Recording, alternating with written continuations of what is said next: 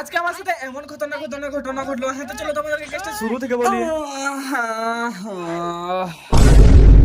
তো আজকে আড়িমুড়ি ছাড়তে শুনে বান্দর বান্দর আছে, বান্দর বান্দর বান্দর। হ্যাঁ, তুমি বান্দর দেখার জন্য তাড়াতাড়ি করে যাচ্ছি, আবার চলে গেলে মুশকিল আছে, তোমাদেরকে দেখাতেই পারবো না। তো তাড়াতাড়ি করে বেরিয়ে দেখি বান্দর। বান্দর কোথায় গো? ওই বান্দর বান্দর যে নাই গো। যা বান্দর আমাকে মিথ্যে কথা বললো। মা, ও মা, বান্দর কই? বান্দর কি দেখবি তুই? একটু বান্দর। হ্যাঁ, তো মায়ের মুখে এরকম কথা শুনে আমার মনে অনেক দুঃখ হলো। হ্যাঁ, তো এখানে একটি দাদা দেখছি মেশিন লাগাচ্ছে পানি দেওয়ার জন্য ভুঁয়ে। হ্যাঁ, তো তার সাথে আমি একটু হেল্প করতে পাইপটা টেনে দিচ্ছি। আর তোমরা তো হালকা করে জানোই যে আমি আর লোকের উপকার করতে একটু বেশি ভালোবাসি, কিন্তু আমার উপকার কেউ লাই না গাইস, কি বলবো। যেহেতু এখন ধানের জন্য বীজ ফেলা হবে, তার জন্য এখন ভুঁয়ে পানি ভরতে হবে, তাই এখন দাদারা ভুঁয়ে পানি ভরছে। আর আজ প্রায় 10 দিন পর সূর্য উঠেছে, দেখো গাইস। আর এখানে দাদারা বলছে ভাই খানিক গাড়িটা স্টার্ট মানে মেশিনটা স্টার্ট করে দে। আর আজকে তো আমার খুশির সীমা নাই গাইস, কি বলবো। মানে প্রথমবার আমার কেউ উপকার দিতে যাচ্ছে।